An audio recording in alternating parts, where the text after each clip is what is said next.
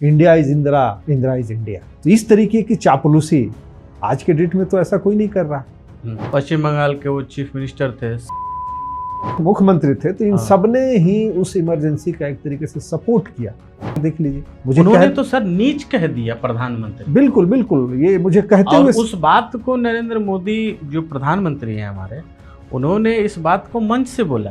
ये कहीं ना कहीं सर ये कह सकते हैं कि एक जातिवादी मानसिकता है। तो उन्होंने नाम रख दिया अपनी बेटी का। बिल्कुल ऑब्वियस है कि उनके ऊपर भी एट्रोसिटी हुई थी, और उसके तहत उन्होंने जब जेल में रहे होंगे तो उसका नाम उसी एक्ट पे ऊपर रखा गया, ताकि उनको बहुत कम लोगों को पता है। दो हमारे वीडियोज पे कंप्लेंट डालना यूट्यूब को, वो तो यूट्यूब ने पूरा फैक्ट चेक किया। वो तो निष्पक्ष संस्था है, यहाँ इंडिया में तो है नहीं, बाहर हैं उसके लोग। तो उन्होंने उसको अलाउ कर दिया और उनकी कंप्लेंट को मानने से मना कर दिया। उन्होंने पूरे लेबर समाज का, मजदूर समाज का अपमान किया है, और सिर्फ बिहार की नहीं, पूरे विश्व का, पूरे भारत का। लेकिन सर इस तरीके का, जिस तरीके का और ये काम कर रहे हैं, ये तो सर हमारे लोकतंत्र के लिए खतरा है। नहीं देखिए, मैं फिर ये कहना क्योंकि चाहूँगा, कल के डेट में कोई फिर इंडस्ट्रियलिस्ट आएगा, पैसा खर्च करेगा, अपना ब्रांड बिल्डिंग करेगा अपने नाम का, और लोगों को हायर करेगा, और फिर वो अपने आप को स्थापित कर लेगा। नमस्कार, आप देख रहे हैं द अपीलिंग भारत। मैं हूं आपका होस्ट पंकज कुमार, और आज हमारे साथ स्टूडियो में है प्रोफेसर डॉक्टर मनोज कुमार, जो कि दिल्ली विश्वविद्यालय में एसोसिएट प्रोफेसर हैं और अंतर्राष्ट्रीय और देश की राजनीति के विशेषज्ञ हैं। और इनके अभी तक के जो भी विश्लेषण रहे हैं वो हमेशा सटीक बैठते आए हैं, चाहे वो ईरान इराक की बात हो जाए, या इजराइल ईरान युद्ध की बात हो, या आप कह लें देश में जो राज्यों के जो चुनाव हुए हैं। तो आइए स्वागत करते हैं हम सब। सर आपका स्वागत है। थैंक यू पंकज जी।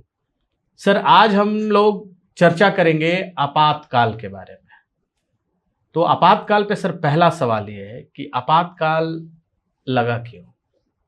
देखिए पंकज जी, आपने ये आपातकाल और खास करके इमरजेंसी की जो सवाल किए हैं, मैं सबसे पहले इमरजेंसी का मतलब ये होता है डेंजर। मैं आपको एक एग्जांपल देना चाहूँगा।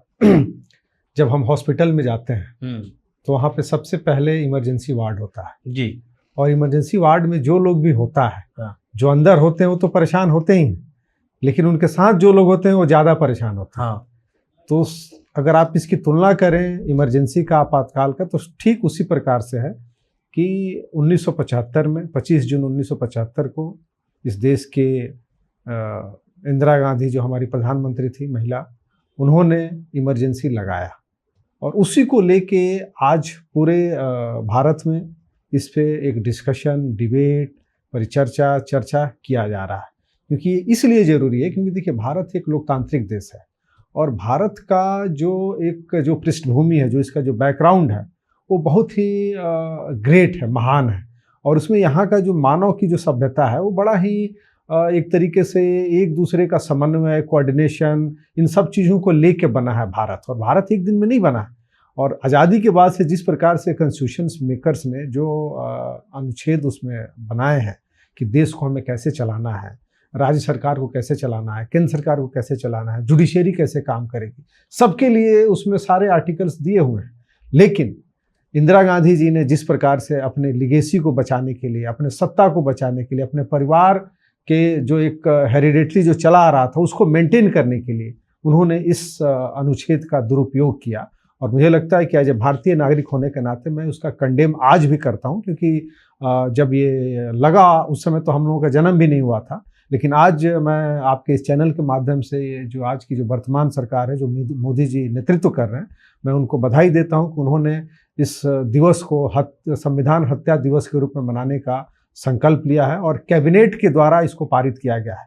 और आज पूरे देश में हर जगह पे, चाहे वो कॉलेज हो, स्कूल हो, गाँव हो, मोहल्ला हो, हर जगह पे ये चर्चा और परिचर्चा का केंद्र बना हुआ। क्योंकि देखिए किसी भी देश या समाज को अगर हमें आगे लेके जाना है जी, तो उसका इतिहास जानना बहुत जरूरी है जी। और उसी को ध्यान में रखते हुए आज की वर्तमान सरकार ने इस चीज़ को इस तरीके से अवेयरनेस के रूप में, और चूंकि हम अपने इतिहास में जो चीज़ें घटनाएं घटी हैं जिससे कि आगे इस चीज़ का कोई दुरुपयोग ना कर सके, हम कैसे सेंसिटाइजेशन कर सकते हैं, और मुझे लगता है कि इसी को ध्यान में रख के इन सब चीज़ों को लागू किया जा रहा है। सर आपने एक जिक्र किया कि भारत सरकार ने कैबिनेट से पास किया संविधान हत्या दिवस, लेकिन वहीं राहुल गांधी एक तरफ राहुल गांधी हैं, एक तरफ नरेंद्र मोदी जी। नरेंद्र मोदी भारत के प्रधानमंत्री हैं, Rahul Gandhi leader of opposition है। वो संविधान लेकर घूम रहे हैं और कह रहे हैं कि हम संविधान बचाएंगे, और हर जगह नारा दे रहे हैं संविधान बचाओ, संविधान बचाओ। और एक तरफ इन्हीं की दादी थी जिन्होंने इमरजेंसी आपातकाल लगाने का काम किया, और जिसको लेकर नरेंद्र मोदी जी की कैबिनेट ने पास किया कि संविधान हत्या दिवस से। क्या है सर दोनों का मसला? देखिए पंकज जी, ये जो Rahul Gandhi ji leader of opposition होने के नाते जो उनका मेन ड्यूटी है उसको छोड़ के बाकी सारा चीज़ कर रहा है। अगर आप उनके पूरे क्रियाकलाप को देख लीजिए, पार्लियामेंट के अंदर और पार्लियामेंट के बाहर, तो उनका जो ड्यूटी है, जो कॉन्स्टिट्यूशनल ड्यूटी है, जिसके लिए उनको मतलब बाइंडिंग है, उन्हें वो काम करना है, उसको छोड़ के बाकी सब काम कर रहे हैं। उसी क्रम में जिस तरीके से संविधान तोड़ने की बात कर रहे हैं कि वर्तमान सरकार संविधान को तोड़ रही है, मुझे लगता है कि देखिए एक चीज़ समझना होगा कि इस कांग्रेस पार्टी पे और ख़ास करके गांधी परिवार पे ये एक ऐसा एक तरीके का आरोप है, और आरोप ही नहीं बल्कि ये प्रूव हो चुका है कि इन लोगों ने अपने सत्ता में बने रहने के लिए क्या क्या किए हैं। इंदिरा गांधी जी उसकी एग्जाम्पल है, और इंदिरा गांधी जी ने भी ये डिसीजन इसीलिए लिया, अगर वो शायद नेहरू की बेटी नहीं होती तो शायद ये इस तरीके का स्टेप वो नहीं ले पाती, क्योंकि जिसका जन्म एक प्रधानमंत्री के घर में हो रहा है और खुद उसके बाद सीधे प्रधानमंत्री बन रहा है, तो आप समझ सकते हैं कि वो उनका जो मानसिक जो अवस्था रही होगी किस तरीके की रही होगी। क्योंकि ऑब्वियस है कि इस देश में न्यायपालिका, विधायिका, कार्यपालिका सब संविधान के हिसाब से काम करते हैं, और उसी आप समझ सकते हैं कि जो चुनाव था, जिस इलेक्शन में वो जीती थी, और इलाहाबाद हाई कोर्ट ने जो उनके खिलाफ डिसीजन दिया, और मुझे लगता है कि उसी समय से ये सारी समस्याएं शुरू हो गई थी। क्योंकि देखिए इमरजेंसी वो 25 जून एक दिन की घटना नहीं है, वो तो उस दिन उन्होंने लागू कर दिया, लेकिन इसका प्लानिंग पहले से चला आ रहा था। क्योंकि उस समय देश जिस तरीके से अस्थिरता के दौर से गुजर रहा था, हम बांग्लादेश और पाकिस्तान का और इंडिया का जो युद्ध हुआ था, जिसमें बांग्लादेश का ओरिजिन हुआ, उसका इम्पैक्ट था। दूसरी तरफ आप देख सकते हैं कि लोकल जो मुद्दे थे वो ज़्यादा हावी हो रहे थे। पूरे देश में विपक्ष हर जगह जन आंदोलन कर रहा था, जिसके चलते कहीं ना कहीं कांग्रेस की जो उस समय केंद्र की जो सरकार थी वो कटघरे में खड़े हो रही थी। और इन बहुत तरह के उस समय के इशूज थे, जिसको ध्यान में रखते हुए इन लोगों ने इस आर्टिकल का दुरुपयोग किया, जिसके चलते आज हमको कहने में बड़ा मतलब शर्म फील हो रहा है कि भारत जैसे देश में, जहाँ पे संविधान बनाने वाले लोगों ने कितना मेहनत करके भारत का संविधान बनाया, और उस संविधान में ऑब्वियस है कि इमरजेंसी 75 में पहली बार नहीं लगी। उसके पहले भी जब इंडिया पाकिस्तान का जब युद्ध हुआ था उस समय भी लगा था। दूसरा जब इंडिया चाइना का युद्ध हुआ उसमें भी लगा था। और तीसरा जब 71 में जब इंडिया पाकिस्तान का जब बांग्लादेश का जब, तो उसमें भी इमरजेंसी लगाया गया। तो उसमें प्रोविजन आर्टिकल 352 उसमें ये दिया गया है कि अगर बाहरी किसी भी तरीके का इमरजेंसी आता है या युद्ध होता है तो उस पर हम इस चीज़ का यूटिलाइज कर सकते हैं जी।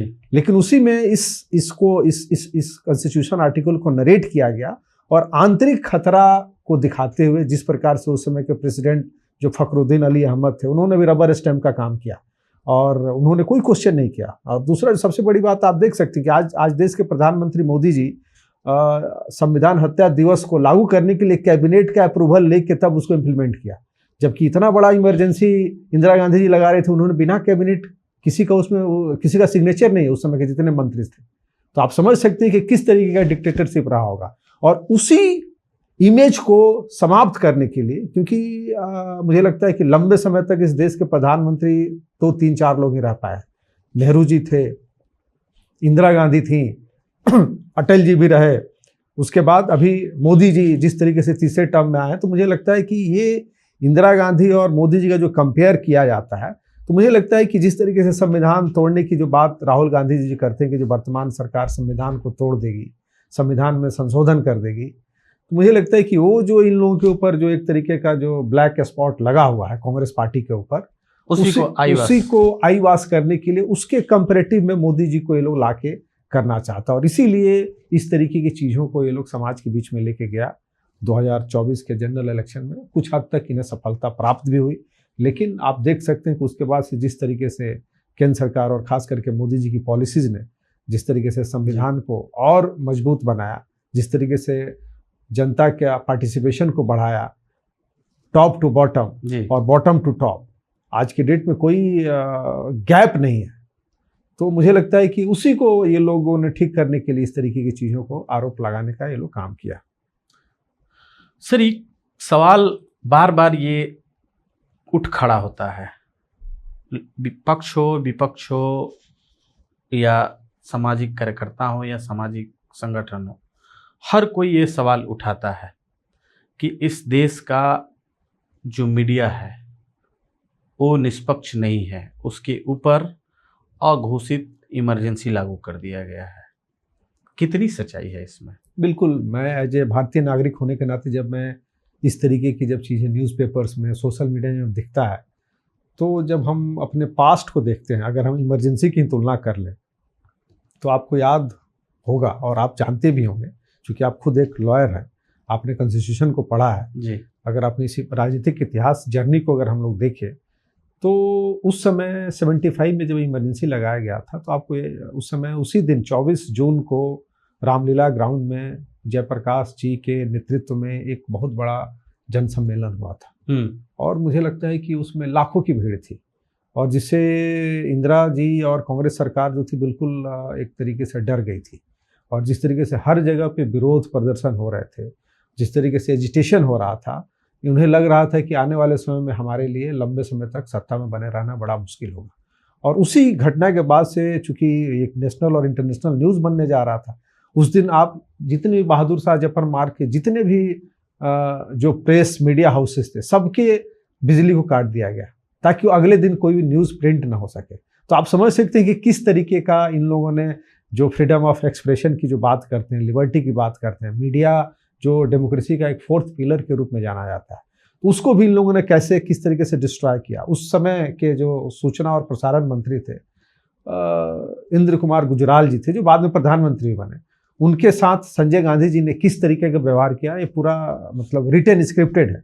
आप अगर जो प्रधानमंत्री के जो सचिव थे पीएन धर, उन्होंने एक बुक लिखा है इमरजेंसी के ऊपर, आप उसमें पढ़िए तो पूरा उसमें आपको नेक्सस दिखेगा, कि प्लानिंग दिखेगा कि किस प्रकार से इमरजेंसी को थोपा गया और किस तरीके से उस समय जो कैबिनेट में जो लोग भी थे उन सबको एक तरीके से दरकिनार किया गया।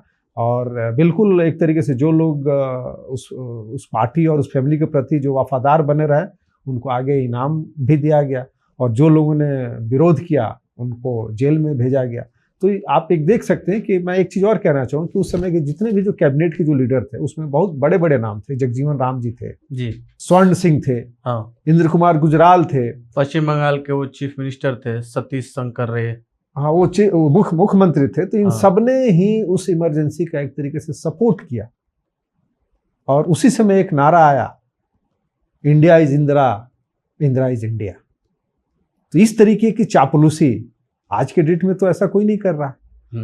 तो आप समझ सकते हैं कि किस तरीके का फ्रीडम ऑफ एक्सप्रेशन मीडिया को लेके जो आपने सवाल किया, पहले क्या था और आज क्या है। और आज तो हमारे सामने एग्जाम्पल है, आज हमारे जो देश के प्रधानमंत्री हैं उनके ऊपर क्या क्या नहीं बोला गया।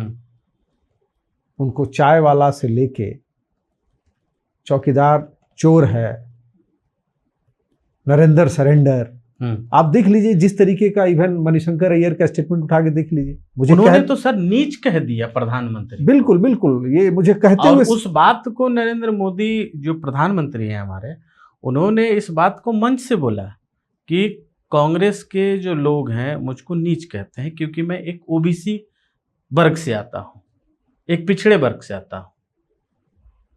और इस बात को उन्होंने पूरी भरी रैली में बोला।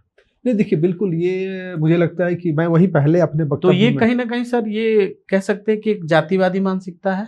नहीं, जातिवादी मानसिकता के साथ साथ आप इसको ऐसे भी देख सकते हैं कि जो एक लिगेसी पॉलिटिक्स जो है, हाँ, ये इस लोकतंत्र को आज भी मोनार्की सिस्टम की तरह जीने का प्रयास कर रहा है। हाँ, आप समझ सकते हैं कि जो इनकी लिगेसी है, जो थॉट ऑफ प्रोसेस है, वो एक दिन में नहीं बनता है।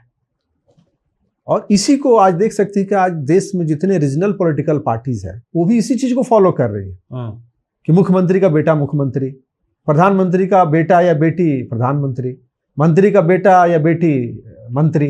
तो ये जब इस तरीके का कल्चर लोकतंत्र में आएगा तो इस तरीके का जो बिहेवियर है, जो पॉलिटिकल बिहेवियर है, वो लोग इसको एक्सक्यूट करने का प्रयास करेगा। तो लेकिन इस देश की जनता बहुत समझदार है। भारत देश की जनता बहुत अच्छी तरीके से ऐसे लोगों का ट्रीटमेंट जानती है कि हमें कब क्या करना है। तो मैं जो देख रहा हूँ कि जिस तरीके से भारतीय राजनीति में एक मतलब बिल्कुल एक ट्रांजिशनल फेज है, जिस तरीके से एक नई युवा पीढ़ी हर जगह पे आ रही है, और जिस प्रकार से देश के प्रधानमंत्री मोदी जी वैसे लोगों को आगे लाने के लिए पब्लिक प्लेटफॉर्म से बोल रहे हैं कि हर पॉलिटिकल पार्टीज नए लोगों को लेके आए, परिवारवाद को छोड़ने की जो बात कर रहे हैं राजनीति में, तो मुझे लगता है कि ये कहीं ना कहीं इस देश को जनता समझ रही है। और अभी जो भी चुनाव हो रहे हैं, आप उसका रिफ्लेक्शन दिख रहा है। ठीक है, कुछ लोग चुनाव जीत के आ जाते हैं, लेकिन आप समझते हैं कि चुनाव लड़ना और जीतना एक तरीके का मैनेजमेंट है। जो अच्छा मैनेजमेंट कर रहा है, जो जनता के बीच में जा रहा है, उसको लोग जिता रहे हैं। जी जी बिल्कुल। सर, 24 जून 1975 का आपने जिक्र किया, रामलीला मैदान में। रामलीला मैदान में एक बहुत बड़ी रैली थी और उसमें राजनारायण ने एक नारा दिया था। रामधारी सिंह दिनकर राष्ट्र कवि की एक कविता की एक लाइन पढ़ी थी। उन्होंने कहा था, सिंहासन खाली करो कि जनता आती है। मैं दोबारा लाइन रिपीट कर रहा हूँ कि सिंहासन खाली करो कि जनता आती है। ये नारा आज भी अक्सर आंदोलनों में, धरने प्रदर्शनों में लगाए जाते हैं, लेकिन इसका मतलब क्या है बहुत कम लोग बता पाते हैं। देखिए पंकज जी, बेसिकली ये जो लोकतंत्र है, भारत एक लोकतंत्र है, और यहाँ पे जो भी लोग चुन के आता है वो जनता के मैंडेट से आता है, और जनता जैसा सोचती है उसी का रिफ्लेक्शन होता है लोकतंत्र में। तो जयप्रकाश जी का जो ये स्टेटमेंट था, जिन्होंने रामधारी सिंह दिनकर के लाइन को जो वहाँ पे पब्लिक के बीच में जो इस चीज़ को कहा, क्योंकि उस समय पूरे देश की जनता इस जो कांग्रेस लेड जो उस समय की गवर्नमेंट थी, इंदिरा गांधी जी के नेतृत्व में चल रही थी, उसके खिलाफ खड़ी हो गई थी।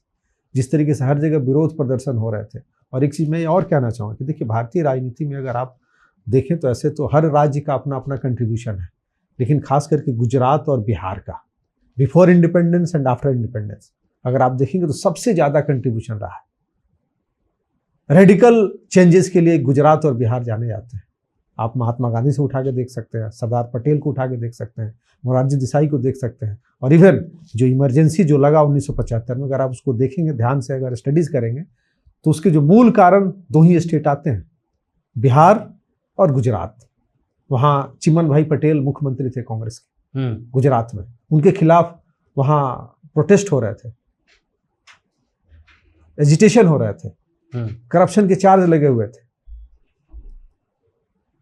उसी प्रकार से बिहार में भी कांग्रेस की सरकार थी, वहाँ अब्दुल गफूर मुख्यमंत्री थे कांग्रेस के, वहाँ पे जेपी ने उस मूवमेंट को लीड किया और संपूर्ण क्रांति का नारा जो उन्होंने दिया, और उसी को ध्यान में रखते हुए पूरे देश में एक तरीके से स्टूडेंट, यूथ, जो लोग भी थे, सब लोगों ने रोड पे निकलना शुरू किया और केंद्र सरकार के खिलाफ एक बहुत ही स्ट्रांग एजिटेशन हुआ, जिसके चलते उस समय की जो सरकार थी वो डर गई और उन्होंने इस तरीके का दुरुपयोग किया। सर, इमरजेंसी की जब बात होती है आपातकाल की, तो कांग्रेस आज ये आरोप लगाती है और राहुल गांधी भी आरोप लगाते हैं कि नरेंद्र मोदी की सरकार जब से 2014 में बनी है, तब से अभी तक देश में एक अनडिक्लेयर्ड इमरजेंसी लागू कर दिया गया है। अगर नरेंद्र मोदी जी के खिलाफ या भाजपा के खिलाफ या केंद्र सरकार के खिलाफ अगर कोई कुछ बोलता है तो उसको उठा के जेल में डाल दिया जाता है, या उसका नौकरी छीन लिया जाता है, या उसके यहाँ ईडी का छापा पड़वा दिया जाता है। ऐसा बार बार आरोप प्रेस कॉन्फ्रेंस मंच से ये कांग्रेस के द्वारा ये आरोप लगते रहे हैं। और अभी फिर जब संविधान हत्या दिवस जब मनाया गया तो कांग्रेस ने ये प्रेस कॉन्फ्रेंस करके कहा कि देश में 2014 से लेकर अभी तक अघोषित इमरजेंसी लागू है। इस पे क्या कहेंगे सर आप? नहीं, देखिए, बिल्कुल निराधार है इस तरीके का स्टेटमेंट। ये कहीं से भी फिजिबल नहीं है और दिखता भी नहीं है। जितने भी इंस्टीट्यूशन है सब अपने कॉन्स्टिट्यूशन के हिसाब से सारे काम कर रहे हैं। पहले क्या था कि इस पे पॉलिटिकल इंटरफेरेंस ज़्यादा था, आज की डेट में सारे एजेंसीज फ्री हैंड होके काम कर रहे हैं और इसीलिए रिजल्ट निकल के आ रहा है। आप देख सकते हैं कि भारत में पिछले 11 साल से, अगर 14 से, जैसे आपने सवाल किया 2014 के बाद से, तो ये टाइम फ्रेमवर्क क्यों दिया जा रहा है? क्योंकि अपोजिशन को ऐसा लग रहा है, ऐसा समझ में आ गया है कि आज हम लोगों की जो जमीन थी खिसक चुकी है, जनता से उनका कनेक्शन दूर हो चुका है, जो उनकी अपीजमेंट पॉलिसीज थी वो समाप्त हो चुका है। जिस तरीके से सोसाइटी को हमेशा डिवाइड करके रूल करने का जो एक प्रोसेस था कांग्रेस का, बेसिकली कांग्रेस आज की डेट में वो कांग्रेस नहीं है जिस कांग्रेस ने देश को आज़ादी दिलाई। अगर आप, चूंकि है क्या कि कांग्रेस एक बहुत पुरानी पार्टी है जिसके नेशनल मूवमेंट में इस देश के हर फैमिली ने इसमें कंट्रीब्यूशन दिया है, तब जाके देश आजाद हुआ। लेकिन आज वो कांग्रेस नहीं है, आज कांग्रेस सिर्फ एक परिवार की कांग्रेस बन गई है। इस चीज को समझने की जरूरत है। उन्हें सिर्फ अपनी लिगेसी को बचा के रखना है। आप देख सकते हैं कांग्रेस में एक से एक अच्छे लोग हैं, अच्छे लीडर भी हैं, लेकिन क्या उनका क्या ग्रोथ हो रहा है? जी, सब किसी को ठंडे बस्ते में डाल दिया जा रहा है सिर्फ एक व्यक्ति के लिए। तो इस मानसिकता को समझने की जरूरत है। दूसरा, आपने जैसे सवाल किया कि देखिए इमरजेंसी जब लगाया गया था उस समय एक जॉर्ज फर्नांडिस सोशलिस्ट लीडर हुआ करते थे जो ट्रेड यूनियन के बहुत बड़े चैंपियन थे। रेलवे का एक मूवमेंट हुआ जिसमें लगभग 13 से 14 लाख लोगों का एक स्ट्राइक हुआ था, 3 दिन का स्ट्राइक हुआ था, पूरा चक्का जाम हो गया था। हाँ, उनका ऐसे हथकड़ी लगाया हुआ फोटो भी है इमरजेंसी का। तो आप समझ सकते हैं कि किस तरीके से उस समय लगभग इमरजेंसी लगाने के बाद से लगभग 1 लाख से ज्यादा लोगों को जेल के अंदर डाल दिया गया। वो कौन लोग थे 1 लाख? वो सारे सब पॉलिटिकल एक्टिविस्ट लोग थे, जो मंडल में, जिला में, ब्लॉक पर में, जो लोग भी समाज में जिसकी भी, ये पार्टियों के पदाधिकारी थे या आम कार्यकर्ता थे? पार्टी के पदाधिकारी थे सारे। कोई जिला अध्यक्ष होगा, कोई जिला अध्यक्ष था, कोई महामंत्री था, कोई मंडल थे, जो भी जनता के बीच में कनेक्ट करता था, जो लोग भी एक विशेष अवेयरनेस का काम करता, जिसकी भी समाज में थोड़ा बहुत, वैसे सारे लोगों को जेल के अंदर डाल दिया गया था। और बाकी आम कार्यकर्ता कितने डाले गए होंगे पता उसका आप देखिए, आप उस समय तो उस पर बहुत सारी मूवी भी बनी, उस मूवी तक को बैन कर दिया गया। सिंगर्स हाँ। जो गाना गाते थे उनका गाना बैन कर दिया गया था।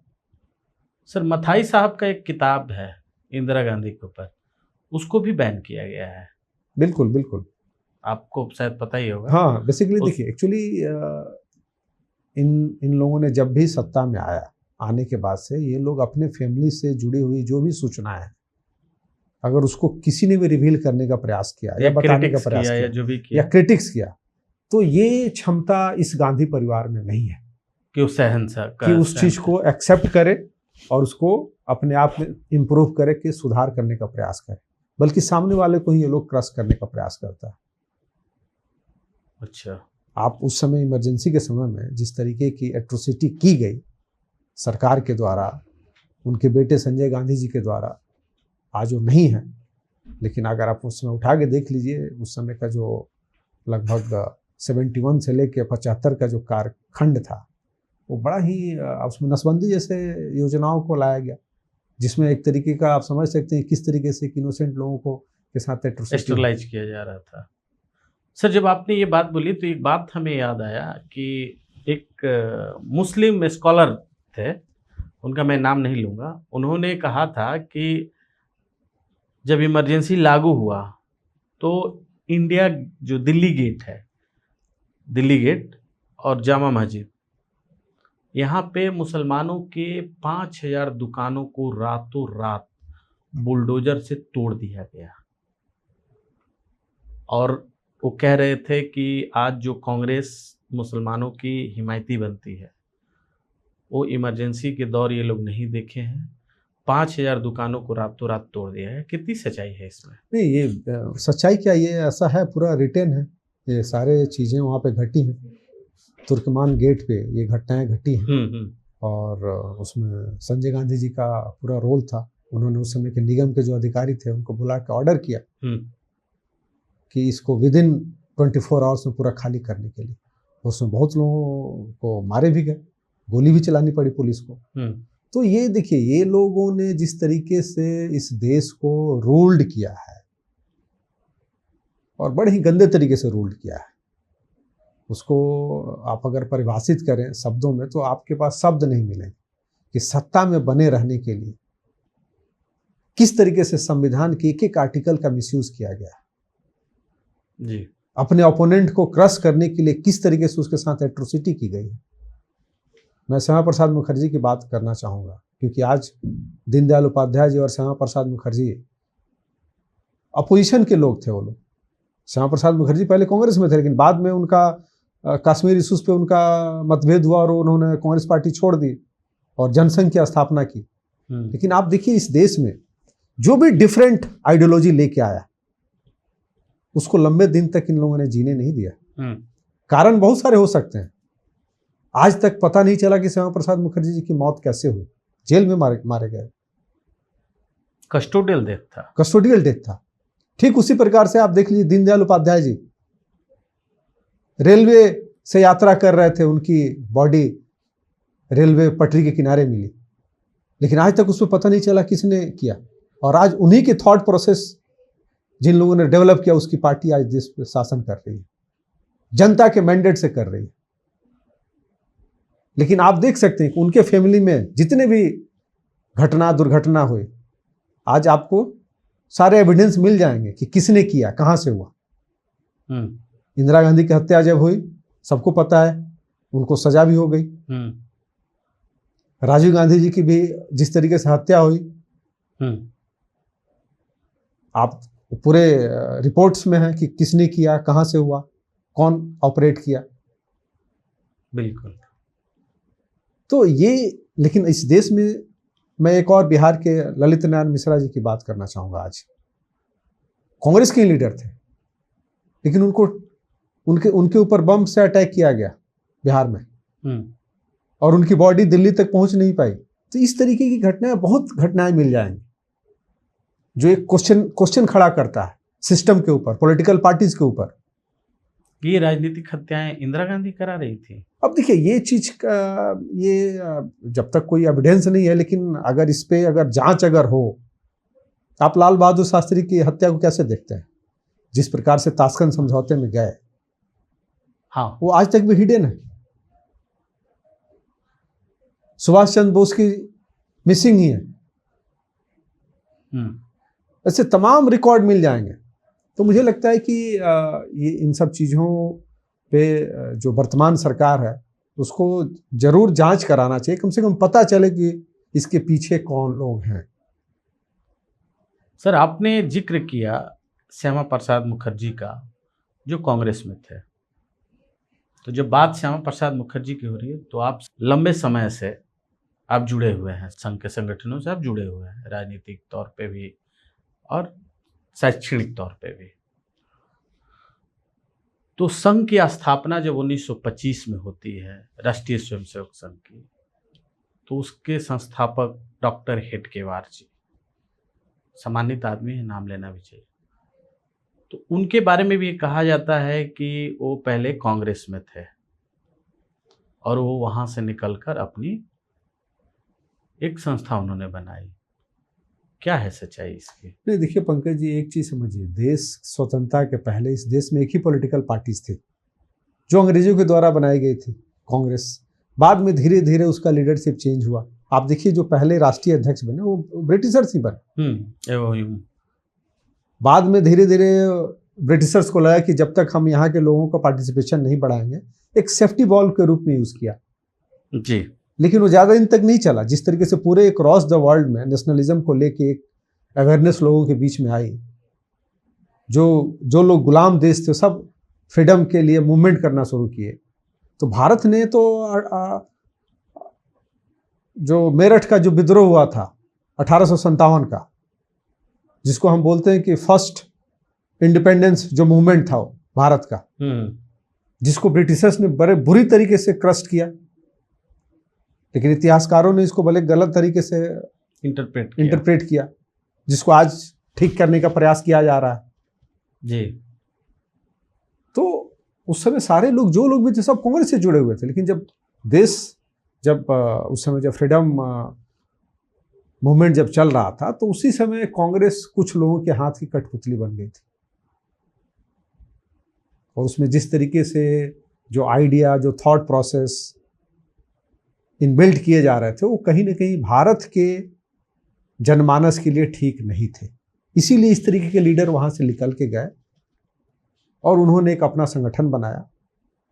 आरएसएस कोई पॉलिटिकल ऑर्गेनाइजेशन नहीं है, वो एक सामाजिक संगठन है जो समाज के क्षेत्र में काम करता है, समाज को अवेयर करता है, राष्ट्र के प्रति लोगों को जागरूक बनाता है, नेशनल इंटरेस्ट की बात करता है, समाज में जो असमानता है उसको कैसे दूर किया जाए उस पर विमर्श करता है, लोगों के साथ प्रवास करता है, लोगों के घरों में प्रवास करता है, उनको देश दुनिया की चीज़ों से इन्फॉर्म करता है, बताता है कि हमें कैसे यूनाइट होकर काम करना है, समाज को कैसे हमें आत्मनिर्भर बनाना है। सरकार तो ठीक है अपना काम करेगी जी, लेकिन सोसाइटी का बहुत ही इंपॉर्टेंट रोल होता है किसी भी नेशन में। अगर आप चाहते हैं कि अगर हमारा नेशन अच्छा बने तो सामाजिक पृष्ठभूमि कैसी है, समाज में किस तरीके के संगठन काम कर रहे हैं। आप देख सकते हैं भारत में दोनों तरह के संगठन, एक तो हैं जो समाज को तोड़ने के लिए काम कर रहे हैं, लेकिन आरएसएस समाज को जोड़ने के लिए काम कर रहा है। आप उसका इतिहास उठा के देख सकते हैं, जब से उसकी स्थापना हुई है तब से लेकर अभी तक 100 साल वर्ष उसके पूरे होने वाले हैं 2025 में। जी, बिल्कुल। तो आप समझ सकते हैं कि 100 साल में राष्ट्रीय स्वयंसेवक संघ ने किस प्रकार से अपने आप को तैयार किया है। जी, समाज के हर क्षेत्र में उससे जुड़े हुए लोग आपको मिल जाएं जो अपने कर्म के द्वारा, अपने बुद्धि विवेक के द्वारा नेशनल इंटरेस्ट में काम कर रहे हैं। बिल्कुल, उनके लिए राष्ट्र सर्वप्रथम है। बिल्कुल। तो हेडगेवार साहब इसीलिए उन्होंने इसकी स्थापना की और उस समय और भी बहुत सारी पार्टियों का स्थापना हुई। अगर आप उस फेज को देखें 1925 का तो 1925 से पहले वो कांग्रेस में आज़ादी के आंदोलन में थे। हाँ थे। ठीक सर, अभी जब आपातकाल संविधान हत्या दिवस के रूप में मनाया गया, उस दिन एक किताब का विमोचन भी हुआ। बताइए दर्शकों को क्या है सर, किताब का नाम क्या है उस किताब में?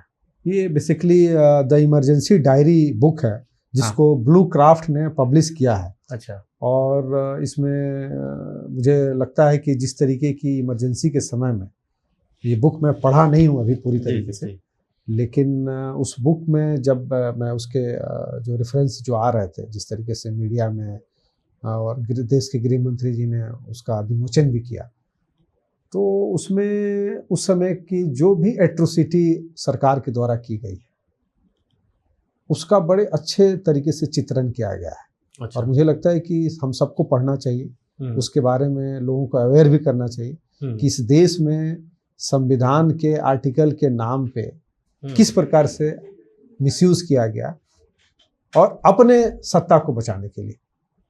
बिल्कुल। मतलब आप देखिए तो बेसिकली ये जो इमरजेंसी जो लगा, तो basically this is the conflict between judiciary and legislature. बिल्कुल। अगर जुडिशरी उनके हिसाब से डिसीजन दे देता तो शायद ये चीजें नहीं होती। हाँ। तो न्यायपालिका ने तो अपना काम किया as a protector of the constitution, as a protector of the constitution, but उसको ये लोग एक्सेप्ट नहीं कर पाए। उसको, उस हाई कोर्ट के डिसीजन को सुप्रीम कोर्ट में भी चैलेंज किया गया, लेकिन वहां से भी रिलीफ नहीं मिला। और फिर जिस तरीके से पूरे देश में एक एंटी सेंटिमेंट्स डेवलप होने लगे, प्रोटेस्ट होने लगे, फिर उसके बाद से इन लोगों ने इस आर्टिकल का प्रयोग किया और 21 महीने का जो कालखंड था 25 जून 1975 से लगा और मार्च में जाके खत्म हुआ 77 में। हाँ, 77 में मार्च 77 में जाके वो इमरजेंसी को हटाया गया। हाँ। तो इस बीच का जो कालखंड था वो बड़ा ही दुखदायी था। उस बीच में मुझे लगता है कि हम सबके घर परिवार के जो लोग भी रहे होंगे सबने सफर किया होगा। ऐसा कोई व्यक्ति नहीं था कि उस इमरजेंसी का इम्पैक्ट उसके ऊपर ना हुआ होगा, लेकिन इतिहासकारों ने उसको इस इतिहास के चैप्टर से गायब कर रखा था। तो मुझे लगता है कि वो जो बुक आई है वो सबके लिए बहुत ही फ्रूटफुल होगा, जिससे कि उस समय की घटनाओं के बारे में मीडिया का क्या रोल था, जो सोशल एक्टिविस्ट उनका क्या रोल था, हमारे जो मिशनरीज थे, जो इंस्टीट्यूशन थे, वो किस तरीके से फंक्शन कर रहे थे, किस प्रकार से जुडिशरी वर्सेस लेजिस्लेटिव के बीच में डिबेट चल रहा था, उसमें यहाँ तक मेंशन उसमें अमित शाह जी ने अपने स्पीच में बोला कि पार्लियामेंट में क्वेश्चन पूछना समाप्त कर दिया गया था। आप बताइए, हाँ, सप्लीमेंट्री लोकतंत्र का टेम्पल हम बोलते हैं कि संसद, parliament is the temple of democracy. और उस 21 महीने में आप पार्लियामेंट के सेशन में क्वेश्चन नहीं पूछ सकते थे। इस तरीके का एट्रोसिटी किया गया। और आज जिस तरीके से अपोजिशन उठाता है कि मीडिया बिकी हुई है, फ्रीडम ऑफ एक्सप्रेशन नहीं है, तो आप देख सकते हैं आज हम लोग खुल के बैठ के बात कर रहे हैं। आप देख लीजिए, आपके जैसे बहुत सारे यूट्यूब चैनल हैं, हर दिन सरकार के ऊपर आरोप लगाया जा रहा है, किसी न किसी के बारे में कुछ बोला जा रहा है, लेकिन क्या सरकार उसको बैन कर रही है? हाँ, एक चीज़ है जो एंटी नेशन है, जो एंटी नेशनल इंटरेस्ट को बढ़ावा देने के लिए इस तरीके की चीज़ें हो रही है, वहाँ पे सरकार, आज की जो सरकार है वो बिल्कुल परहेज नहीं कर रही है, चाहे कोई हो। तो मुझे लगता है कि ये अगर ऐसा है तो ये होना चाहिए, क्योंकि आज अगर नेशन है तभी हम आप बैठे होंगे। बिल्कुल बिल्कुल। भाजपा के एक प्रवक्ता हैं सर, सुधांशु त्रिवेदी, उन्होंने अभी हाल ही फिलहाल कहा था कि दिन भर लोग यूट्यूब ट्विटर पे बैठ के मोदी सरकार को गाली देते हैं और शाम होते ही कहते हैं कि देश में इमरजेंसी लागू है। और ख़ास करके उन्होंने एक शब्द यूज किया, मतलब चमचा शब्द यूज किया था कि मैं उन चमचों से पूछना चाहता हूँ कि दिन भर बैठकर सोशल मीडिया पे हर जगह मोदी को गाली देते हैं और शाम होते ही कहते हैं कि देश में इमरजेंसी लागू है। तो ये कैसा दोहरा चरित्र है? देखिए पंकज जी, एक चीज़ मैं कहना चाहूँगा, सुधांशु जी बड़े ही लर्नेड पर्सन हैं और जिस तरीके से वो पार्लियामेंट में या टीवी डिबेट में रिप्लाई करते हैं वो बिल्कुल फैक्ट और फिगर के साथ रखते हैं। तो मुझे लगता है कि उनका ये जो स्टेटमेंट है वो आज के डेट में जो अपोजिशन, जो मैं पहले ही बताया कि जो अपोजिशन का जो काम है वो छोड़ के बाकी सब काम कर रही है, तो वो बिल्कुल चरितार्थ होता है। और दूसरा एक जो सबसे इम्पॉर्टेंट एस्पेक्ट्स है, देखिए आप देखिए, जब से मोदी जी इस देश के प्रधानमंत्री बने हैं 2014 से लेके अभी तक, तो टाइम टू टाइम इन लोगों ने नैरेटिव को बनाने के लिए एक नए नए फ्रेजेस गढ़े हैं। आप देखिए 2016-17 में इन लोगों ने टॉलरेंस बोला कि ये गवर्नमेंट टॉलरेंस नहीं है। एक टॉलरेंस नया डिक्शनरी में इसको लाया गया वर्ड। हाँ, असहिष्णुता। हाँ, तो ये क्या था कि ये लोग मतलब चूंकि इस कांग्रेस पार्टी की एक सबसे बड़ी दुर्दशा यही है कि वो बिना सत्ता के रह नहीं सकती है। अच्छा। और उन्हें ये पता ही नहीं था कि एक ऐसा व्यक्ति देश को नेतृत्व कर रहा है जिसका ट्रेनिंग आरएसएस के स्कूल ऑफ थॉट में हुआ है, जहां पे उसको डे फर्स्ट से यही सिखाया जाता है कि राष्ट्र ही सबसे सर्वप्रथम है, उसके बाद ही सब कुछ है। और इन लोगों का अगर इतिहास देख लीजिए तो सबसे पहले सेल्फ सर्वप्रथम, नेशन तीसरे चौथे नंबर पे आएगा जी। सेल्फ, परिवार, फिर अपना बेनिफिट, तब नेशन। तो ये जो फर्क दिखा है इस देश की जनता देख रही है, समझ रही है, और इसीलिए जनता बार बार इनको मैंडेट दे रही है। ठीक है, 2024 में कुछ सीटें कम हुई हैं, लेकिन फिर भी अभी भी लार्जेस्ट पार्टी वही है। और उनके लीडरशिप में जनता का विश्वास डे बाय डे बढ़ते जा रहा है, कम नहीं हो रहा है। आज भी अगर आप सर्वे करा लीजिए, आपका चैनल है, आप चैनल के माध्यम से इस पे सर्वे करा सकते हैं, आपको तुरंत विदिन 10 मिनट में आपको रिप्लाई मिल जाएगा। Not only in India, across the world उनका जो पॉपुलैरिटी रेट है अभी भी ज्यादा है। बिल्कुल। तो मोदी जी अपने कर्मों से, अपने काम के द्वारा जिस तरीके से पूरे देश और अंतर्राष्ट्रीय जगत में भी जो एक भारत का झंडा जो एक तरीके से स्थापित कर रहे हैं, वो आने वाले समय में बहुत ही एक ऐतिहासिक होगा, जिसको हम बोल सकते हैं कि this is the golden era of Bharat. अभी जो इमरजेंसी डायरीज आई है उसके बारे में थोड़ा बहुत मैं पढ़ा था, उसमें सर बताया गया है कि इमरजेंसी के दौर में नरेंद्र मोदी जी काफ़ी एक्टिव थे। क्या है सर उतना, मतलब बहुत सारा, कभी पगड़ी बांधे हुए, कभी संत के वेश में, इस तरीके से काफ़ी दिखाया जाता है। तो आपको तो सर पता होगा। नहीं, देखिए एक्चुअली ऑब्वियसली उस समय वो आरएसएस से जुड़े हुए थे, और जिस प्रकार की पूरे देश में घटनाएं घट रही थी तो उससे अछूते वो भी नहीं थे। और गुजरात उनका केंद्र था, और जिस प्रकार से ये सारी घटनाएं घट रही थी तो उसमें सूचना का आदान प्रदान करना, कैसे लोगों को अवेयर करना है, क्योंकि उस समय की जो सरकार थी सब किसी को पकड़ के, जो लोग भी सोशल एक्टिविज्म कर रहा था, वो चाहे आरएसएस से जुड़ा हुआ व्यक्ति हो या सोशलिस्ट मूवमेंट से जुड़ा हुआ व्यक्ति हो, जो भी उन्हें लगता था कि आप उस समय एक कॉन्स्टिट्यूशन का जो अमेंडमेंट हुआ है, मुझे लगता है कि लगभग 42nd अमेंडमेंट था। 42nd अमेंडमेंट के द्वारा जिस प्रकार से उस पूरे संविधान की रूपरेखा को बदल दिया गया, मिनी कॉन्स्टिट्यूशन कहा जाता है उसको। और उस अमेंडमेंट के बाद इस देश का कोई भी नागरिक सुरक्षित नहीं था, उसका कोई राइट्स नहीं था, उसका फ्रीडम ऑफ एक्सप्रेशन, लिबर्टी, सब कुछ सरकार के अधीन हो चुका। सबसे आयरनी तो ये है कि लालू यादव जी जब इमरजेंसी में बंद थे तो उनको एक पुत्री जन्म ली और उसका नाम रख दिया सर मीसा। बिल्कुल, और जिस एक्ट के तहत तो बंद थे। बिल्कुल बिल्कुल ऑब्वियस है। और देखिए ये सब सारे जितने लीडर्स हैं, वो चाहे लालू जी हों, मुलायम सिंह जी हों, चौधरी चरण सिंह हों, रामविलास पासवान जी, सारे सब एंटी कांग्रेसी लोग थे, और इन सब का ओरिजिन उसी के आधार पे हुआ। लेकिन आज सत्ता के लिए वो लोग अपने लिगेसी को मेंटेन करने के लिए वही कांग्रेस की जो ट्रेंड और एक्सपेरिमेंटल जो पॉलिसीज है उसी को अडॉप्ट करके अपने परिवार को आगे बढ़ाने का काम कर रहा है लोग जी। वो maintenance of internal security act 1971 को शॉर्ट में मीसा बोलते हैं। जी जी। तो उन्होंने नाम रख दिया अपनी बेटी का। बिल्कुल ऑब्वियस है कि उनके ऊपर भी एट्रोसिटी हुई थी, और उसके तहत उन्होंने जब जेल में रहे होंगे तो उसका नाम उसी एक्ट पे ऊपर रखा गया, ताकि उनको बहुत कम लोगों को पता है, हमेशा इस चीज़ को रियलाइज कर सके। लेकिन आज उसी कांग्रेस के कंधे पे बैठ के सवारी कर रहे हैं उनकी पार्टी।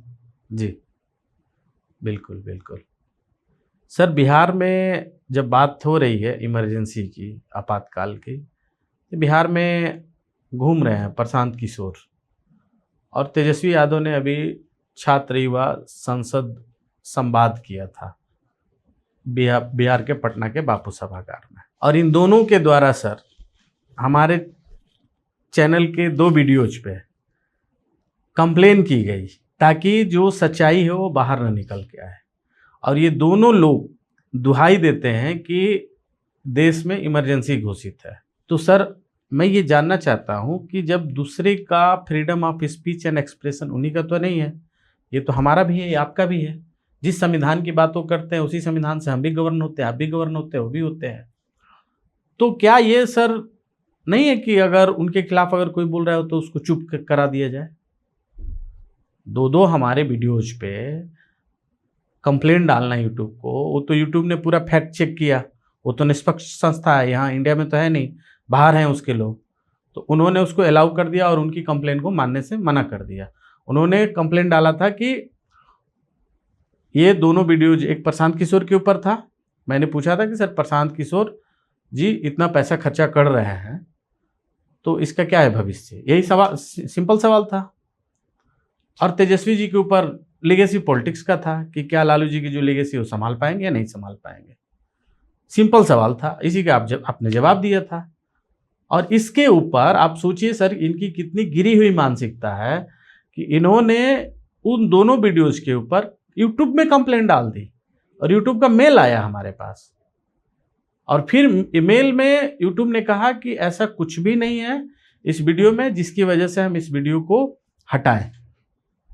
जब ये सरकार में नहीं है तब ये इस तरीके की कृत्य कर रहे हैं। जब ये सरकार में आएंगे सर, जब पावर में आएंगे, प्रशांत किशोर जैसे लोग जो आज अपने आप को कह रहे हैं कि हम लोकतंत्र के रक्षक हैं, बिहार के रक्षक हैं, और जो ये कह रहे हैं कि हम आएंगे तो बदलाव ला देंगे, और अभी से ही कह रहे हैं कि काम 5 साल में नहीं होगा, अभी से ही तय करके चल रहे हैं कि हमको 10 साल दीजिए। और वो व्यक्ति मतलब एक छोटा सा ये आदमी का एक क्लिप वीडियो जो है वो बर्दाश्त नहीं हो रहा है। तो आप सोचिए कि जब उनके हाथ में पुलिस प्रशासन और सारी व्यवस्थाएं जब होंगी तो वो क्या करेंगे। देखिए अभी शर्मिष्ठा एक थी जो गुड़गांव से उठा के लेके गई थी, आपको तो सब पता है शर्मिष्ठा के बारे में। उन्होंने क्या किया था, एक नॉर्मल अपना पोस्ट किया था इस्लामिक आतंकवाद के खिलाफ, और उस पे जो है जो व्यक्ति बार बार हिंदुत्व के बारे में गालियां देता रहा, उसके ऊपर ऑलरेडी बहुत सारे FIR थे, उसको ना गिरफ्तार करके उसी व्यक्ति ने काउंटर में शर्मिष्ठा के ऊपर केस करता है और उसको बंगाल पुलिस उठा के ले जाती है। तब आप सोचिए समझिए सर कि जो लोग ये कह रहे हैं, चाहे वो तेजस्वी हो चाहे प्रशांत किशोर हो, इन लोगों की बात, क्योंकि जनता तक ये बात जानी चाहिए कि जब एक छोटे से चैनल के ऊपर आप इस तरीके से कंप्लेंट डाल रहे हो, वो तो यूट्यूब यहाँ का है नहीं तो इनके पास तो इतने पैसे हैं करोड़ों दे के बंद करा दें। तो इनका ये कहना है कि आप हमारे बारे में नेगेटिव मत बोलिए या सच्चाई मत बोलिए। तो इस तरीके से ये कहीं ना कहीं ऐसा नहीं लग रहा है सर कि बिहार को ये बेचने की राजनीति है और बिहार का जो लोकतांत्रिक समाज है उसको कहीं ना कहीं अलोकतांत्रिक बनाने के दिशा में ये दोनों लोग काम कर रहे हैं। देखिए बिल्कुल, मैं आपको, चूंकि आपने बड़ा लंबा सवाल किया और उस सवाल में ही बहुत सारे सवाल हैं और जवाब भी हैं, तो मैं आपको एक एक करके जवाब देना चाहूँगा। पहला, जैसे आपने तेजस्वी जी की बात की, वो मैंने पहले ही बोला कि जो भी लीगेसी पॉलिटिक्स से निकल के आता है वो जनता के आम जो इश्यूज हैं उसको समझ नहीं पाता है कि किस प्रकार से कोई भी व्यक्ति सामाजिक क्षेत्र में जब काम करता है तब उसको डे बाय डे उसमें समय लगता है। और ये लोग तो घर से ही विरासत में सारी चीज़ें मिल गई, तो उनका बात करना आप समझ सकते हैं कि मुझे लगता है कि अननेसेसरी बात करने का कोई मतलब नहीं। दूसरा चीज़, और मैं फिर एक चीज़ कहना चाहूँगा, देखिए लीगेसी पॉलिटिक्स को आज की जनता एक्सेप्ट करने को तैयार नहीं है। हाँ, अगर आप जनता के बीच में हैं, काम कर रहे हैं, तो ऐसा नहीं होगा कि आप प्रधानमंत्री के बेटे हैं तो सीधे प्रधानमंत्री बनिएगा और मुख्यमंत्री के बेटे हैं तो सीधे मुख्यमंत्री बनिएगा। ये इस देश में अब नहीं चलने वाला है। और मोदी जी ने जिस तरीके से इस देश को अवेयर किया है पिछले 11 सालों में, मुझे लगता है कि समाज का एक एक वर्ग, एक एक समाज में रहने वाले हर वो लोग इस चीज़ से वाकिफ हो चुके हैं। तो जो भी इस तरीके का अगर कोई ड्रीम देख रहा है तो मुझे लगता है कि वो आने वाले समय में पूरा नहीं होने वाला है। अभी भी आप देख सकते हैं कि जो भी पॉलिटिकल पार्टीज हैं इस तरीके के, उनके पास रिसोर्स कहाँ से आ रहा है, उनका फंडिंग कहाँ से हो रहा है जी। ये लोग क्यों नहीं अपने पार्टी का अध्यक्ष किसी दूसरे को बनाता है, अपने परिवार में ही क्यों रखता है?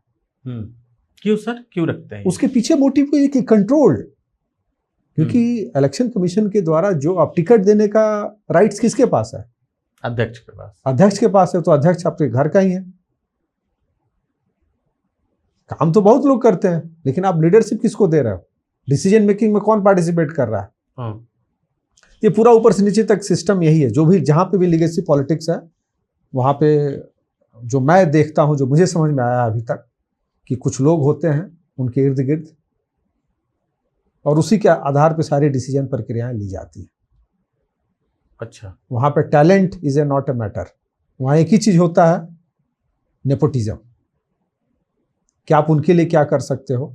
तो भारत का लोकतंत्र ठीक है, अभी मैं बोल सकता हूँ कि हमने 75-77 साल की जर्नी की है। धीरे धीरे सोसाइटी में अवेयरनेस आ रहा है और हर जगह पर, जैसे दिल्ली में आप देख सकते हैं कि केजरीवाल जी जिस तरीके से आए, 10 साल तो रहे, लेकिन जनता ने जिस तरीके से रिजेक्ट किया हम सबके सामने है। प्रशांत किशोर जी का जो आपने सवाल किया, बेसिकली मैं उनको बोल सकता हूँ, आप जैसा बताइए, आप एक चैनल चला रहे हैं और आपके ऊपर कंप्लेन करना, तो मैं आपको ये कहना चाहूँगा कि आपको डरने की ज़रूरत नहीं है। आप बहुत अच्छा काम कर रहे हैं जी। और इस तरीके की अगर फोर्सेज अगर आती हैं तो आप समझिए कि आपका ग्रोथ और होने वाला है जी। तो इसलिए इस तरीके के लोग, तो मैं ये कहना चाहूँगा डिजिटल लठायत हैं ये।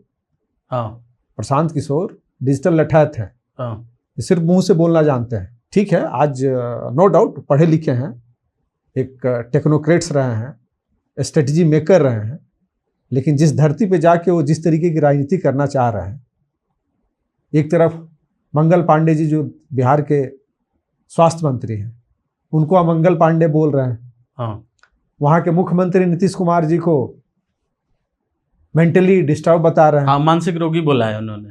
वो बिहार के चुने हुए मुख्यमंत्री हैं, वो कोई साधारण आदमी नहीं है, उसके बारे में ऐसा बोल रहे हैं। अशोक चौधरी जो वहाँ के मंत्री हैं, उनके ऊपर क्वेश्चन खड़ा कर रहे हैं। तो आप देख सकते हैं कि वो हर व्यक्ति के ऊपर, वो कौन लोग हैं, उनका बैकग्राउंड क्या है, हाँ। इस तरीके का प्रोवोकेशन। आप बिहार में गए हैं, ठीक है, अच्छी बात है, आप बिहार के लिए अच्छा करने के बारे में सोच के वहां पे काम कर रहे हैं। आप व्यक्तिगत टारगेट करके आप क्या प्राप्त करना चाहते हैं? बिल्कुल। और ये बिहार की जनता समझ रही है।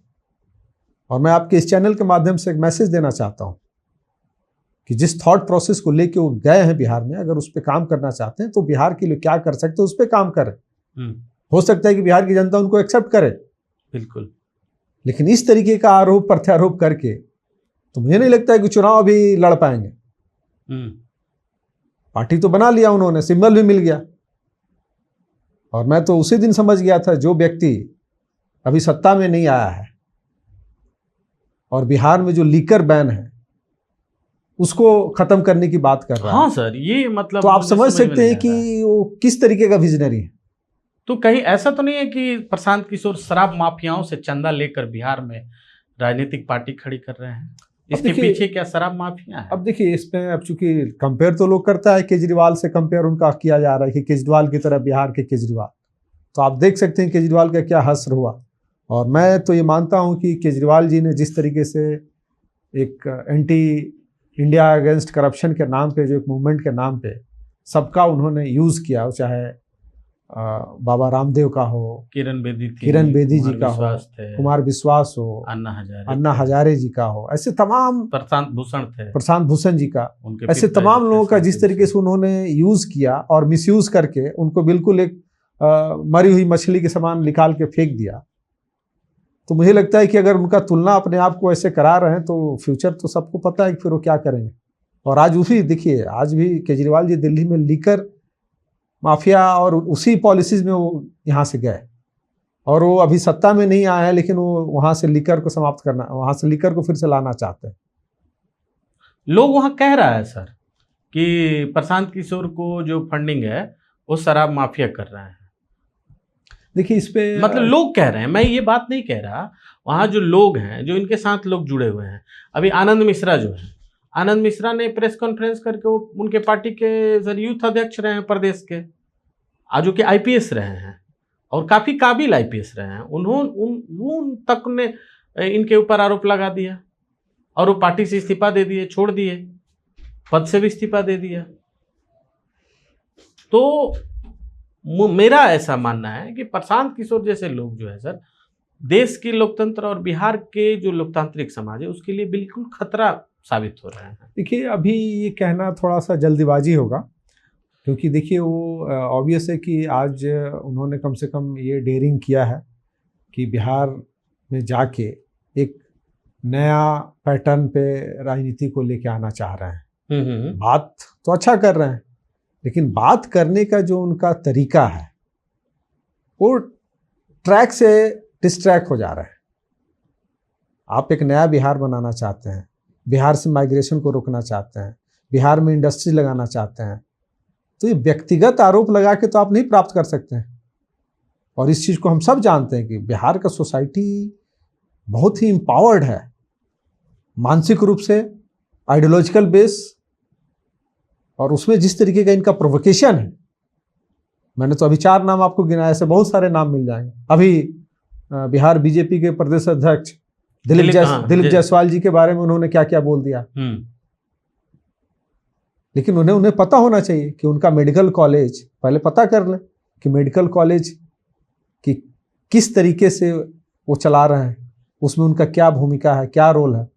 ऐसे किसी के बारे में आरोप लगा देना, बिल्कुल, तो मुझे लगता है कि इन सब चीज़ों से अगर वो बच के बिहार में, ठीक है, जनसंपर्क कर रहे हैं, अभी तो बहुत ही इनिशियल स्टेज है कोई भी चीज़ कमेंट करना, मेहनत कर रहे हैं, मजदूरी कर रहे हैं, और एक तरफ उसी मजदूर को क्रिटिसाइज भी कर रहे हैं कि बिहार के सारे लोग मजदूर ही क्यों बने। एक तो पूरे मजदूर लेबर समाज का मजाक इन्होंने बनाया। आज कौन नहीं मजदूरी कर रहा है? हर कोई मजदूर है, और मजदूरी करना एक प्राउड की बात है। हम मेहनत करेंगे तभी तो कुछ प्राप्त करेंगे कि सीधे मुख्यमंत्री बन जाएंगे। आज मुख्यमंत्री बनने के लिए ही ना मेहनत कर रहे हो। लेकिन इस तरीके का जो थॉट प्रोसेस है, आप समझ सकते हैं कि आज हम लोग जिस इस महल में बैठे हुए हैं, इस स्टूडियो में बैठे हुए हैं, इसको किसी लेबर ने बनाया है। आप उसका मजाक उड़ा रहे हैं। बिल्कुल, ये होना चाहिए कि हमें वहां किस तरीके से स्किल्ड फोर्स और तैयार किया जाए। इस देश में आप सबको डॉक्टर, इंजीनियर, प्रोफेसर नहीं बना सकते हैं, संभव भी नहीं है। अगर कोई कपड़ा उद्योग इस देश में क्या सर, पूरे वर्ल्ड में कहीं नहीं बना सकते, सबको कैसे बनाया जाए? ये लोगों को गुमराह करना। भाई खेत में जो काम कर रहा है, हाँ, वो अगर देखे तो लेबर कर रहा है, श्रम अपना दान कर रहा है, बिल्कुल श्रम से अर्जित कर रहा है। किसान है, अन्न नहीं उपजाए तो लोग बिना खाए इन्होंने पूरे लेबर समाज का, मजदूर समाज का अपमान किया है, और सिर्फ बिहार की नहीं, पूरे विश्व का, पूरे भारत का। सर जब आपने ये बात कही तो एक बात हमें याद आती है कि प्रशांत किशोर जब आए राजनीति में, तो एक हर पॉलिटिकल पार्टी में एक रास्ता था कि हर कोई एक पॉलिटिकल पार्टी में एज ए कार्यकर्ता ज्वाइन करता था, मेहनत करता था, पार्टी का पदाधिकारी बनता था, पदाधिकारी बनने के बाद उसको टिकट मिलता था। ये एक बना बनाया प्रोसेस चला आ रहा था। जब प्रशांत किशोर जैसे लोग एक्टिव हो गए तो इन्होंने कार्यकर्ताओं का जो कैरियर था पॉलिटिक्स में बनाने का, उस प्रोसेस की हत्या कर दी और ये लेके आ गए एक बना बनाया मैनेजमेंट। जब एक आदमी पैसा खर्च करने से ही उसको सब काम करने वाले लोग मिल जाएंगे, तो फिर वो कार्यकर्ता का काम कैसे करेगा? देखिए पंकज जी, आपने बड़ा अच्छा सवाल किया। मैं एक चीज़ इसमें कहना चाहूँगा कि जो राजनीतिक समझ होती है वो ट्रेनिंग से नहीं आता है, वो इनबिल्ट होता है। यहाँ आपके सामने लीडर ऑफ अपोजिशन के रूप में बैठे हुए हैं, आप देख सकते हैं उनके पास किसी चीज़ की कमी नहीं है, लेकिन वो आज भी जनता से कनेक्ट नहीं कर पा रहा है, जिसके पीछे इतनी बड़ी लीगेसी, इतनी बड़ी फोर्सेज हैं। आपको हर स्टेट में ऐसे मिल जाएंगे। आप ठीक है, एक बार दो बार आप हो सकता है कि पॉलिटिकल माइलेज आपको मिल जाए, आप इलेक्शन जीत के आ जाएं, लेकिन जो जनसेवा का जो काम है, जो जनता के बीच में रहने का काम है, जो जनता के बीच में रहेगा, जो एक्टिविज्म किया है ग्राउंड लेवल पे, वही इस चीज़ को कर सकता है।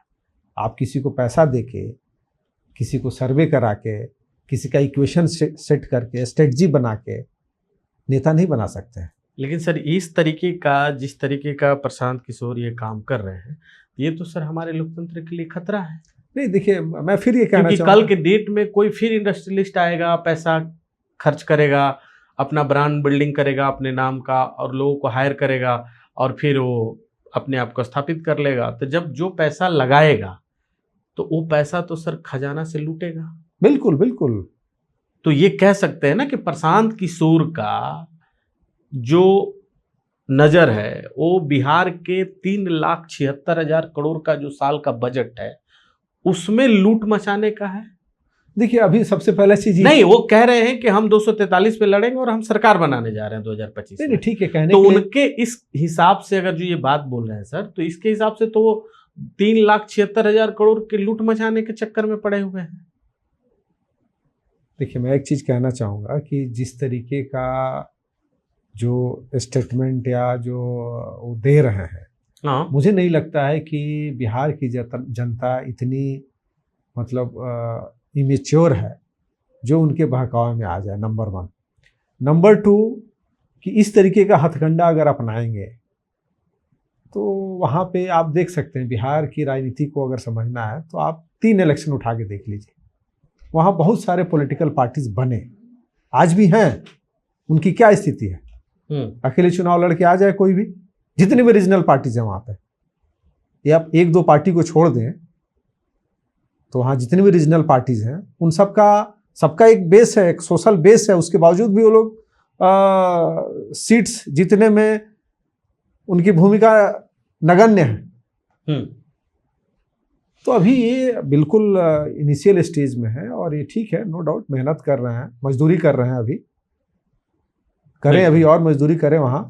और उसके बाद जनता को अगर लगता है कि भाई कि हाँ इनकी मजदूरी अच्छी है, क्योंकि बिहार की जनता न्याय बहुत अच्छा करती है सबके साथ, इस चीज़ के लिए जानी जाती है। इस चीज़ को हम लोगों को नहीं भूलना चाहिए।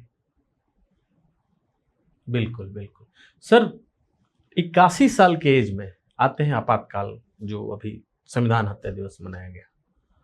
ये उसी से रिलेटेड ही क्वेश्चन था प्रशांत किशोर का भी, कि ये भी लोकतंत्र से जुड़ा हुआ था, अलग नहीं था। आते हैं 81 साल के एज में मोरारजी देसाई इस देश के प्राइम मिनिस्टर बनते हैं। उनके ऊपर आरोप लगता है कि वो CIA एजेंट के तौर पे काम कर रहे थे। ये मैं नहीं, एक कांग्रेस और इंदिरा गांधी जी के द्वारा ये आरोप लगाया गया था। क्या है, कितनी सच्चाई है इसमें? नहीं, देखिए, ये बेसिकली उस समय जब इमरजेंसी का जब दौर चल रहा था और जिस तरीके से प्रोटेस्ट हो रहे थे, तो उस समय की जो प्रधानमंत्री थी, खासकर कांग्रेस पार्टी, इनको ऐसा इंट्यूशन था कि ये फॉरेन फंडिंग के द्वारा ये सारे एजिटेशन किए जा रहे हैं। तो उसमें इस तरीके की उन लोगों का एक आरोप था और जनता के बीच में वो गई भी, जिसके बाद से आप देख सकते हैं कि जो इलेक्शंस हुए उसमें बहुत ज़्यादा दिन तक इन लोगों की सरकार नहीं रह पाई। तो बाद में फिर इंदिरा गांधी चुन के आई। तो क्या मोरारजी देसाई सच में CIA एजेंट थे? नहीं, ये चीज़ हम नहीं कह सकते हैं, क्योंकि जब तक हमारे पास, चूँकि ये बेसिकली एक मतलब हमारे देश के प्रधानमंत्री हैं, और अगर इस तरीके का विषय है तो जब तक आप जांच के द्वारा या कोई ऑफिशियल एविडेंस नहीं है तो आप उसके इस आधार पर आप कैसे कह सकते हैं? बिल्कुल। तो इसको मैं मानता हूँ कि ये उस समय की जो पार्टी थी, जो लीडर्स थे, उनका एक कॉन्स्पिरेसी था, उनके खिलाफ एक नैरेटिव था, जिसके चलते जनता के बीच में जाने का एक उनका एक माध्यम था कि हमें हटाने के लिए जितने भी प्रोटेस्ट हुए इमरजेंसी के दौरान, बिल्कुल, वो सब फॉरेन फंडिंग के द्वारा किए गए। उसी से बचने के लिए इन लोगों ने वैसा आरोप लगाया। ऐसा आरोप लगा था। बिल्कुल बिल्कुल सर, क्या कारण था कि जनता पार्टी की सरकार बनती है, मोरारजी देसाई प्राइम मिनिस्टर बनते हैं, उसके बाद चौधरी चरण सिंह प्राइम मिनिस्टर बनते हैं, और फिर उसके बाद जो भारतीय जनता पार्टी में शामिल हुआ, विलय हुआ, और वो अलग हो जाता है, और अलग होने के बाद जनता पार्टी से अलग हो जाता है, और अलग होने के बाद एक नई पार्टी का फॉर्मेशन होता है 1980 में, जिसका नाम भारतीय जनता पार्टी रखा जाता है। क्या कारण था जनता पार्टी से अलग होने का? देखिए, सबसे बड़ी बात है कि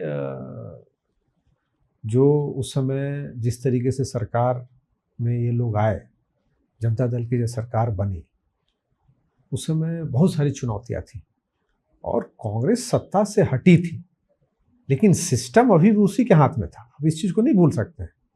और आप देख सकते हैं किस प्रकार से उस समय के जितने भी लीडर्स थे या जो मंत्री थे, आपस में किस तरीके से इंटरनल फाइटिंग हो रहा था। और जो उस समय की जो भारतीय जनता पार्टी का जब ओरिजिन हुआ, उसके पहले जो जनसंघ जो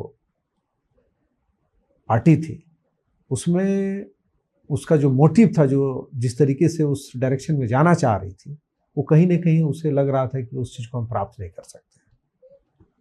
और भारतीय राजनीति में जो आज भी आप देख सकते हैं कि कांग्रेस की जड़ें अभी भी मजबूत हैं। ऐसा नहीं है कि कांग्रेस बिल्कुल वाइप आउट हो चुकी है। कांग्रेस का रूप चेंज हो गया। कांग्रेस ने समय के हिसाब से अपने आप को बदलने का प्रयास नहीं किया, जिसके चलते उसका रिप्लेसमेंट रीजनल पार्टीज के रूप में इमर्ज करके आ गए। बिल्कुल।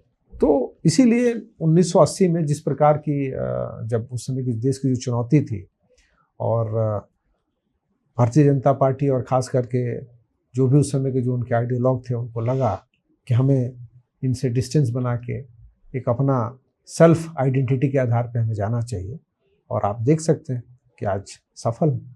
आज एक इस पूरे भारतीय राजनीति में एक नया डिस्कोर्स खड़ा किया। आप देखिए तो पहले प्रधानमंत्री अटल बिहारी वाजपेयी जी बने, और जिस तरीके से अलाई पॉलिटिक्स का जो कंसेप्ट चला, उसका शुरुआत उन्होंने किया, NDA का। बिल्कुल।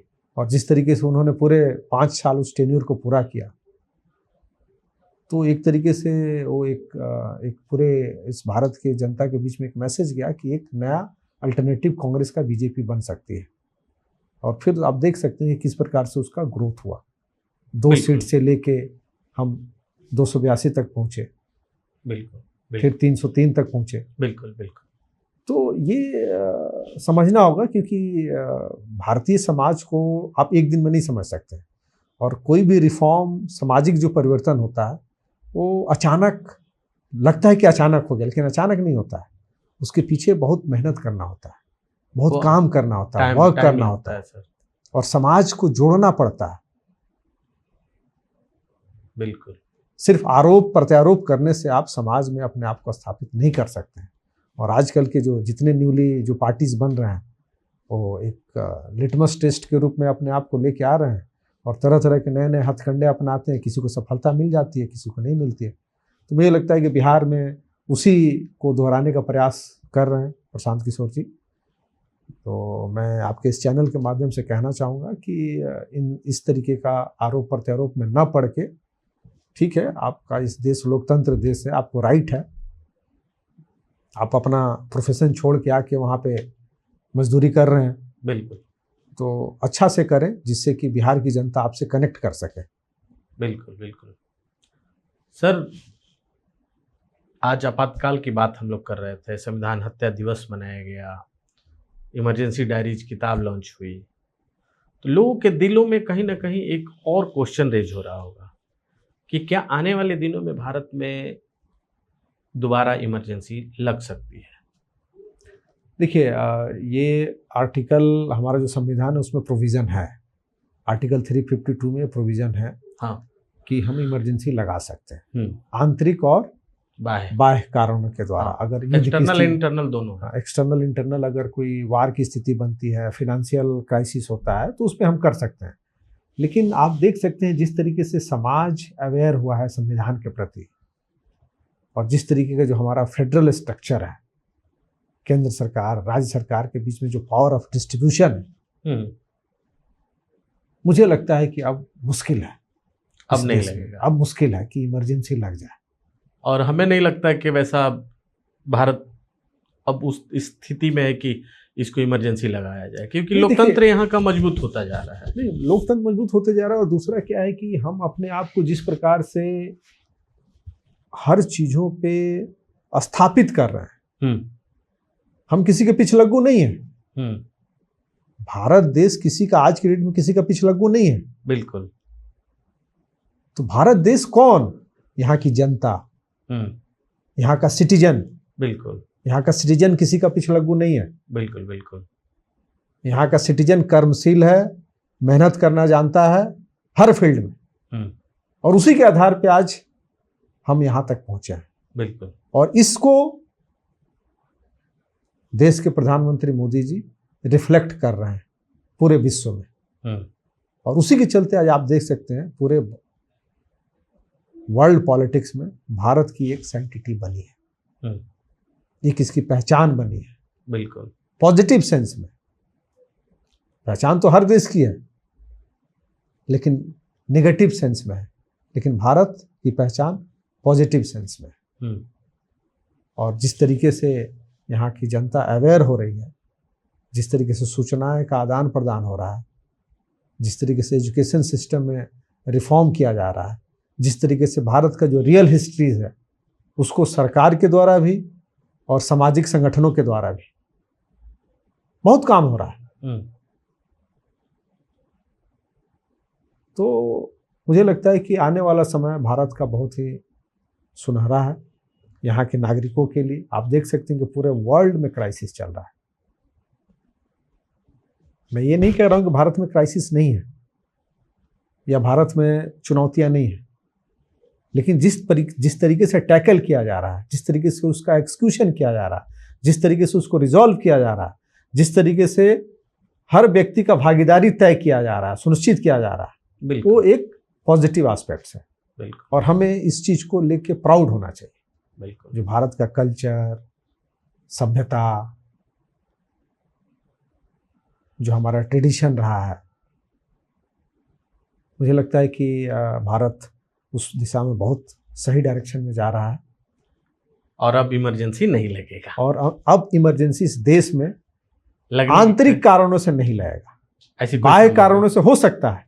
हाँ, बाह्य कारणों से हो सकता है कि इमरजेंसी लग जाए, क्योंकि देखिए आप चारों तरफ से घिरे हुए हैं, हाँ, चाइना है, पाकिस्तान है, बांग्लादेश है। तो ये स्थिति बन सकती है। हाँ, और मैं जो देख रहा हूँ कि आने वाले समय में हमें जिस तरीके से डिफेंस सेक्टर में अपने आप को और मजबूत करने की जरूरत है, क्योंकि वो थ्रेट हमेशा बना रहेगा हाँ, चाइना बिल्कुल। का। पाकिस्तान को तो हम टैकल कर सकते हैं, हमने टैकल करके दिखाया भी। एक न्यूक्लियर नेशन था जो हमेशा चाइना को भी सर अब हम लोग टैकल कर सकते हैं, क्योंकि उस टाइम पे हम लोग के पास उतने टेक्नोलॉजी, उतने हथियार नहीं थे। क्योंकि बात क्यों हो रही है, क्योंकि अभी जो सर ओसीआई की मीटिंग थी और उसमें हमारे राजनाथ सिंह जो रक्षा मंत्री हैं, उन्होंने बोला कि पहलगाम और जो हमला हुआ उसका उसमें एज ए टेरर अटैक के बारे में कोई जिक्र नहीं है, जो कि सबसे पहले टॉप पे होना चाहिए।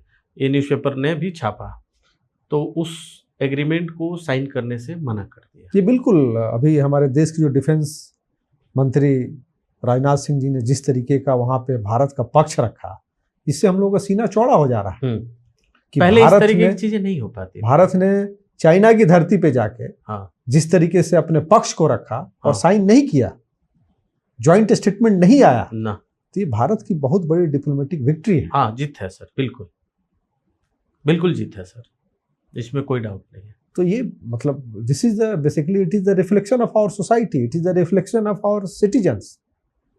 बिल्कुल। भारत की जनता ऐसी ही सोचती है कि भारत सेल्फ रिलायंट हो, भारत आत्मनिर्भर बने, भारत किसी पे अटैक करने नहीं जा रहा है, लेकिन अगर कोई इस पे किसी भी तरीके से नुकसान पहुंचाने की कोशिश करता है तो भारत अब चुप रहने वाला नहीं है। मुंहतोड़ तो जवाब देगा। ये चीजें भारत की जनता में भी, भारत के समाज में भी और यहाँ के लीडरशिप में भी स्थापित हो चुका है। बिल्कुल और आप देख सकते हैं कि हमारी इंडियन आर्मी ने कितना अच्छा परिचय दिया। बिल्कुल। तो ये मुझे लगता है कि सब पॉजिटिव चीज़ें हैं बिल्कुल जो भारत को मजबूत बनाया है।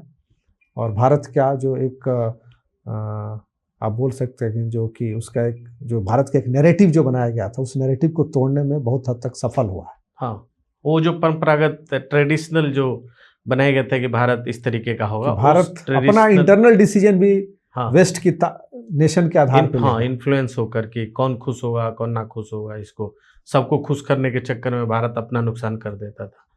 तो उस जो नैरेटिव था उसको ब्रेक करने का काम तो हुआ है। बिल्कुल बिल्कुल सर। तो बिल्कुल बहुत अच्छे तरीके से सर आपने आज समझाया, आपातकाल, संविधान हत्या, फिर राजनारायण, फिर बताया जनता को, दर्शकों को कि सिंहासन खाली करो कि जनता आती है। फिर बिहार में जो है अभी वर्तमान की जो पृष्ठभूमि है उसको भी चर्चा की है। सर आज आप आए, इतना समय दिए, इसके लिए बहुत बहुत धन्यवाद सर। और अपीलिंग भारत में आप इसी तरीके से आते रहिए सर, समय देते रहिए, हम तो यही कहेंगे। क्योंकि एक ये हमने शुरू किया है द अपीलिंग भारत, जिसका टैगलाइन ही है ड्रीमिंग डेवलप भारत 2047। और जो वैसे लोगों की बातों को हम लोग प्रमुखता से जगह देते हैं मीडिया स्पेस में, जिनकी बातों को मेन स्ट्रीम मीडिया और अलग जो दूसरी मीडिया है वो जगह नहीं देता है। अभी आप देख लीजिए, आपसे पहले सर कन्हैया लाल के परिवार का भी हम लोगों ने पॉडकास्ट किया था। वो दर्शक जो भी होंगे वो देखें ज़रूर, बहुत ही ज़बरदस्त पॉडकास्ट हुआ उनके दर्द का, क्योंकि इस्लामिक टेररिज्म के बारे में कोई बात नहीं करना चाहता है। तो देखते रहिए आप द अपीलिंग भारत, और आगे भी आप हमें मेल कर सकते हैं अपनी तमाम सारी कहानियों के बारे में जिसको आप सुनना चाहते हैं हमारे पॉडकास्ट शो में, या वैसे व्यक्ति का भी हमें आप कांटेक्ट या डिटेल्स भेज सकते हैं। हमारा ईमेल आईडी है theappealingbharat@gmail.com। आप इस पे हमें मेल करके इन्फॉर्म कर सकते हैं, बता सकते हैं कि इस कहानी को हम कवर करें। अगर आप इस पॉडकास्ट को देख रहे हैं तो आप इसको शेयर करना ना भूलें, अपने दोस्तों, परिवार में, हर जगह इसको शेयर करें ताकि वो भी अवेयर हो सके और जान सके इतिहास के इन तमाम अनसुलझे किस्सों के बारे में। और इसी तरीके के तमाम किस्सों को देखने के लिए आप हमारे इस चैनल को सब्सक्राइब करना बिल्कुल भी न भूलें। हम इंस्टाग्राम पे भी आपको मिल जाएंगे द अपीलिंग भारत के नाम से। और मैं आपको ये भी बता दूं कि द अपीलिंग भारत बिल्कुल भी एक अनपेड, विदाउट एनी पेमेंट ये स्टार्टअप है मेरे द्वारा। जिसके लिए कोई फीस नहीं ली जाती है किसी का भी पॉडकास्ट करने के लिए। तो अगर आप चाहते हैं कि मैं इस गेस्ट को बुलाऊं या कोई ऐसे गेस्ट का भी, तो आप हमें ईमेल आईडी पे आप हमें मेल कर सकते हैं, जो कि ऑलरेडी दिया हुआ है। तो सब्सक्राइब कर दो आप, और इसको शेयर कर दो जितना अधिक से अधिक हो, और आप देखते रहिए द अपीलिंग भारत। जय हिंद, जय भारत, वंदे मातरम।